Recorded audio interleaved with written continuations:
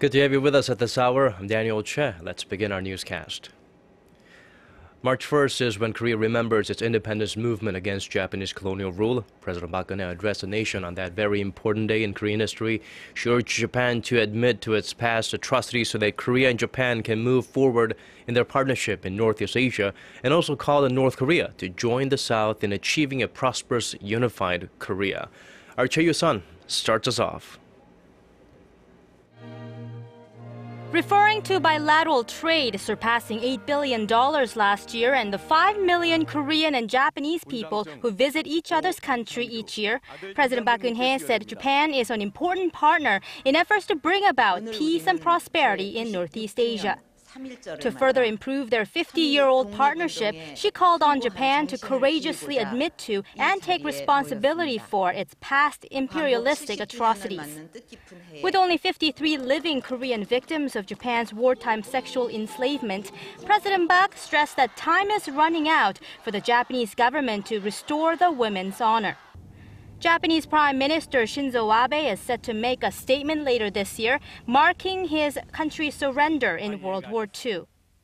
But neighboring countries worry he may attempt to whitewash Japan's history.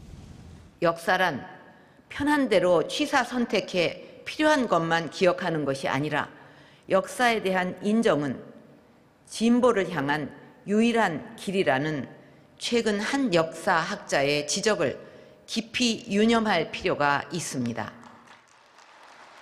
With this year also being the 70th anniversary of the division of the two Koreas, President Park said it's time for the two sides to work toward unity and prosperity.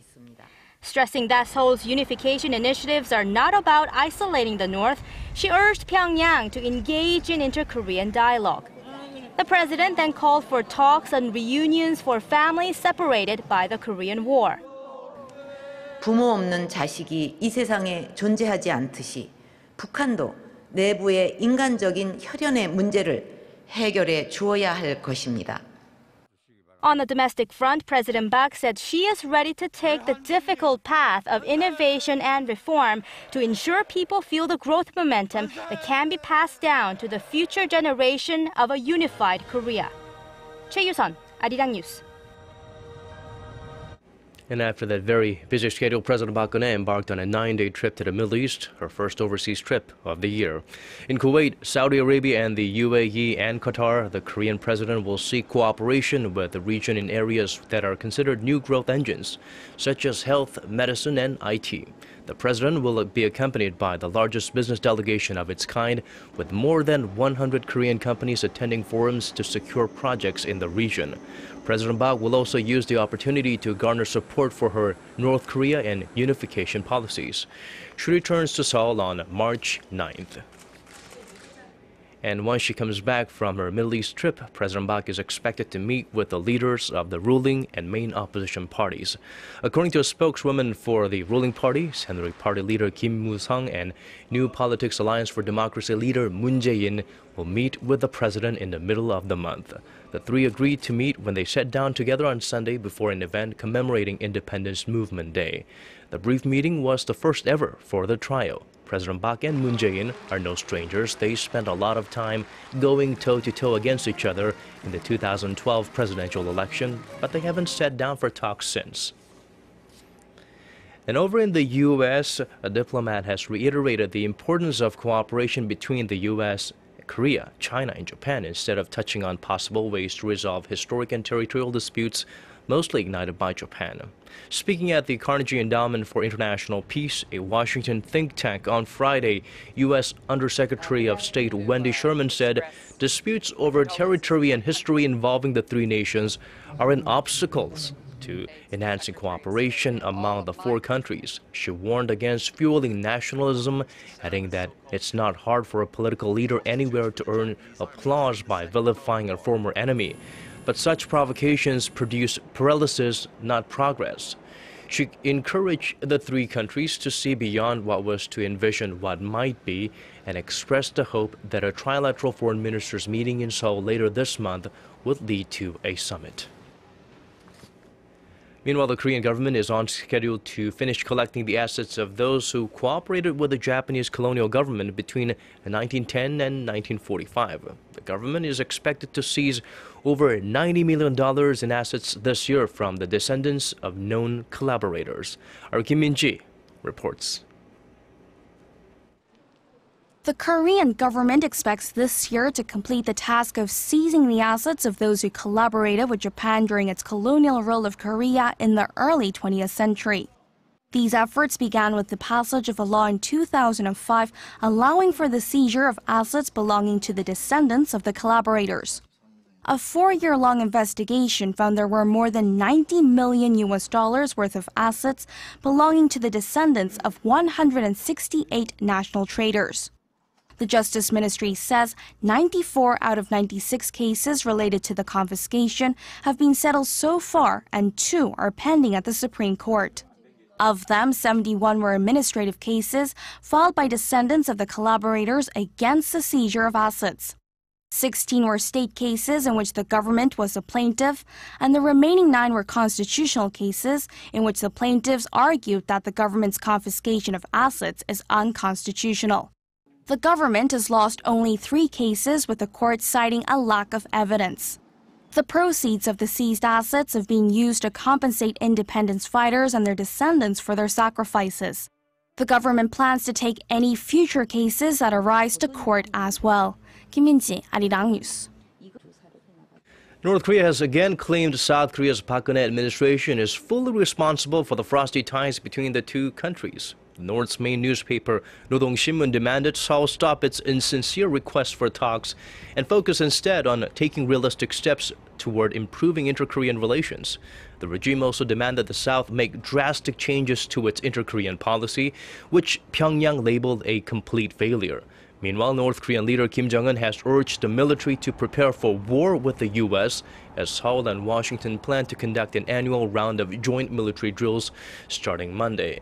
Pyongyang said time and again that the drills are a rehearsal for an invasion of the North, when the U.S. and Korea reminded them that these are purely defensive in nature. Speaking of the drills, the rhetoric from North Korea will not stop South Korea and the United States from carrying out their planned annual military exercises. According to the Combined Forces Command on Sunday, the exercises will go ahead as scheduled. The computerized command post exercise called Key Resolve will begin on Monday. The 2-week war game involves 10,000 South Korean and 8,600 American troops and is orchestrated by South Korea's Joint Chiefs of Staff. The full legal field training exercise also starts Monday and ends on April 24th. The tactical training drill involves a set of land, sea, and air maneuvers and around 200,000 Korean and 3,700 American troops. The Korean Navy has a new submarine and is named after revered independence activist Yoo Kwan-sun. It's the first submarine to be named after a woman in the modern Navy's 70-year history. A leader in the March 1st movement certainly deserves this honor. Our Shin Se-min reports. Yoo Kwan-sun is the name of the Korean Navy's newest submarine, and it's the first vessel to be named after a woman in the modern Navy's 70-year history.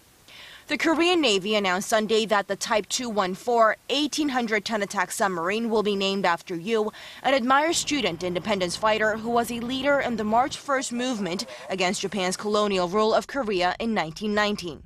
She died at the age of 18 at the hands of Japanese troops as a result of being tortured in prison. In a written statement, the Navy said the naming of the vessel comes at a special time, as this year marks the 70th anniversary of the country's liberation and the 95th anniversary of Yoo's passing in prison. The diesel-powered submarine will be deployed on anti-vessel and anti-submarine missions. It is equipped with cruise missiles and torpedoes and will be able to travel to and from Korea to Hawaii on a single tank of fuel. And it has an underwater speed of up to 20 knots. The submarine is being built by Daewoo Shipbuilding and Marine Engineering, and it will be delivered in November of next year. We began naming the vessels after independence activists, starting with the 3rd vessel. And we are naming this the 6th submarine in each class after Yoo Kwan-sun in recognition of her patriotism.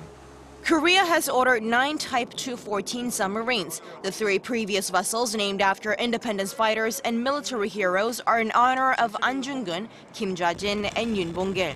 Shin Se-min, Arirang News. On the trade front, falling oil prices are dragging down Korea's exports. The Trade Ministry says the nation's outbound shipments came to $41.4 billion in February, falling 3.4% from a year earlier. Imports fell nearly 20% to about $34 billion in the same period. The trade surplus stood at $7.6 billion, an all-time high, and the 37th straight month a surplus has been recorded.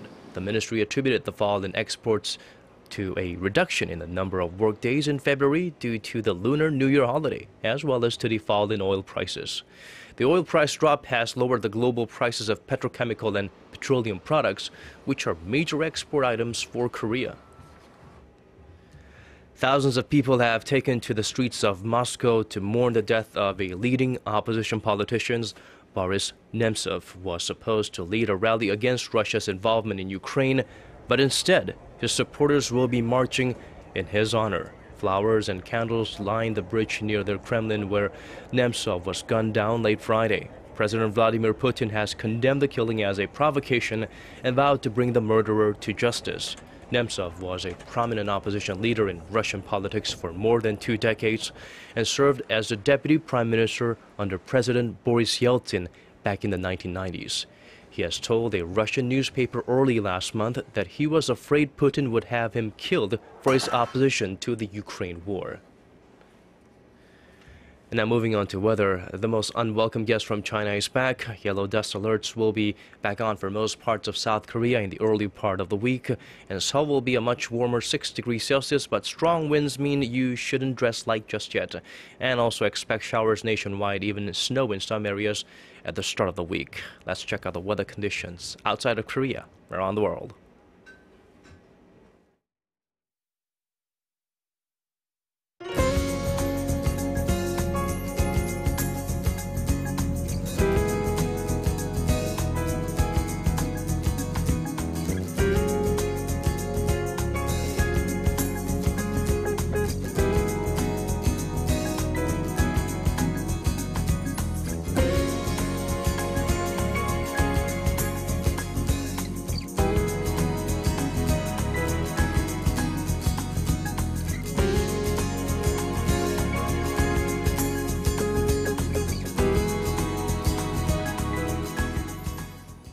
And that brings us to the end of our newscast. Thank you so much for watching. Do have a great start to your week.